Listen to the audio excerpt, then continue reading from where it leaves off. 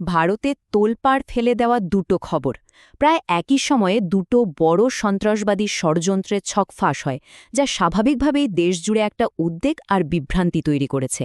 একদিকে দিল্লিতে একটা গাড়ি বোমা বিস্ফোরণ, আর অন্যদিকে গুজরাটে একটা ভয়ঙ্কর বিষাক্ত পদার্থ টক্সিন তৈরির চক্রান্ত। তো প্রশ্নটা হচ্ছে, একই সপ্তাহে দুটো এত বড় ঘটনা, এটা কি শুধুই একটা কাকতালীয় ব্যাপার, নাকি এর পেছনে আরও বড় কোনো ছক আছে? চলুন এই ব্যাপারটার একটু গভীরে যাওয়া যাক আর তথ্যগুলো বিশ্লেষণ করে দেখি। এই টাইমলাইনটা একবার দেখুন। 10ই নভেম্বর দিল্লিতে বিস্ফোরণটা হলো, আর ঠিক ওই সপ্তাহে গুজরাটে গ্রেফতারি। সময়ের ব্যবধান প্রায় নেই বললেই চলে। আর ঠিক এই কারণেই সবার মনে প্রশ্নটা আসছে, এদের মধ্যে কি কোনো যোগসাজশ আছে?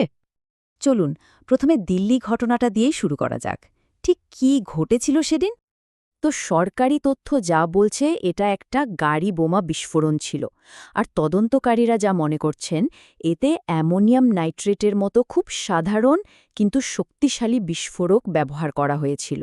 বুঝতেই পারছেন জনবহুল এলাকায় আতঙ্ক ছড়ানোর জন্য এটা কতটা ভয়ঙ্কর একটা কৌশল।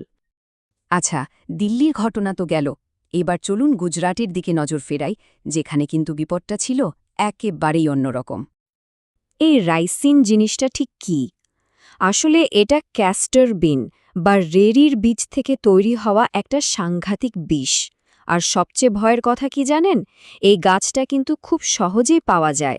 এটাকে পাউডার, তরল নানাভাবে ব্যবহার করা যায় একটা জৈব রাসায়নিক অস্ত্র হিসেবে।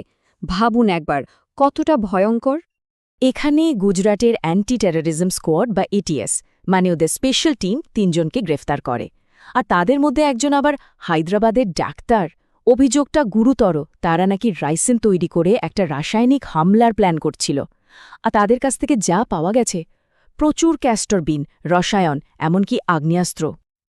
এই দুটো ঘটনাকে পাশাপাশি রাখলে একটা জিনিস কিন্তু খুব পরিষ্কার হয়ে যায়, এদের মধ্যে আকাশ পাতাল তফাত। একটা ছিল একেবারে প্রকাশ্য, সবার চোখের সামনে একটা বিস্ফোরণ, আর অন্যটা একটা গোপন রাসায়নিক হামলার চক্রান্ত। একটাতে অস্ত্র ছিল গাড়ি বোমা, অন্যটাতে রাইসিন। একটা ঘটে গেছে আর অন্যটাকে সৌভাগ্যবশত আগেভাগেই থামানো গেছে। তাহলে এতগুলো অমিল থাকা সত্ত্বেও একই সময়ে দুটো ঘটনা ঘটছে? আমরা আবার সেই প্রথম প্রশ্নটাতেই ফিরে আসছি, এদের মধ্যে কি আদৌ কোনো যোগাযোগ আছে? এই ব্যাপারে তদন্তকারী সংস্থা গুজরাট এটিএস কিন্তু একেবারে সোজা সাপটা জানিয়েছে। তারা বলছে, এখনও পর্যন্ত দিল্লির গাড়ি বিস্ফোরণের সাথে রাইসিন চক্রান্তের কোনো নিশ্চিত যোগসূত্র আমরা খুঁজে পাইনি। এটাই আপাতত সরকারিভাবে জানানো হয়েছে। কিন্তু প্রশ্ন হল, কেন একই সময়ে ঘটল, তাও কেন তদন্তকারীরা নিশ্চিত হতে পারছেন না?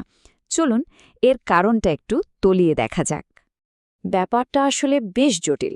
দেখুন, একটা বোমা ফাটানোর জন্য যে ধরনের দক্ষতা লাগে আর একটা রাসায়নিক বিষ বানানোর জন্য যে জ্ঞান লাগে, দুটো কিন্তু এক নয়, দুটো সম্পূর্ণ আলাদা স্কিল সেট। আর শুধু একই সময় ঘটেছে বলেই ধরে নেওয়া যায় না যে তাদের মধ্যে যোগ আছে।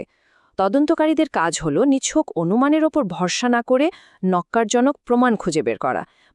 তাদের দেখাতে হবে যে এই দুটো ঘটনার পেছনে একই লোক, একই নেটওয়ার্ক বা একই মাথা কাজ করছে। তো এই সংযোগটা খুঁজে বের করতে তদন্তকারীরা এখন ঠিক কি করছেন, চলুন সেটাই দেখি। এখন তাদের ফোকাসটা হলো একেবারে গভীরে গিয়ে ফরেনসিক বিশ্লেষণ করা। তারা দেখছেন বিস্ফোরকের নমুনার সাথে বিষের নমুনার কোনো মিল আছে কিনা, কোনো কেমিক্যাল ফিঙ্গারপ্রিন্ট পাওয়া যায় কিনা। শুধু তাই নয়, দিল্লি আর গুজরাতের সন্দেহভাজনদের মধ্যে কোনো ডিজিটাল যোগাযোগ ছিল কিনা সেটাও খতিয়ে দেখা হচ্ছে। Phone call, message, online chat সবকিছু। তাহলে এই পুরো আলোচনা থেকে আমরা কি শিখলাম? মূল কথাটা হলো, দুটো বড় ঘটনা একই সময়ে ঘটলেই যে তারা একে অপরের সাথে যুক্ত, এমনটা ভাবার কোনো কারণ নেই। এমনও হতে পারে যে দুটো সম্পূর্ণ আলাদা জঙ্গি গোষ্ঠী, যাদের মধ্যে কোনো যোগাযোগই নেই, তারা নিজেদের মতো করে একই সময়ে সক্রিয় হয়ে উঠেছে। আর এটাই কিন্তু আজকাল গোয়েন্দা সংস্থাগুলোর জন্য একটা বিরাট চ্যালেঞ্জ। সবশেষে একটা প্রশ্ন কিন্তু থেকেই যায়। যখন মিডিয়াতে এই ধরনের খবর আসে, তখন চারপাশে একটা ভয় আর বিভ্রান্তির পরিবেশ তৈরি হয়। সেই সময়টায় আমরা গুজবে কান না দিয়ে শুধুমাত্র যাচাই করা তথ্যের উপর কতটা ভরসা রাখতে পারি।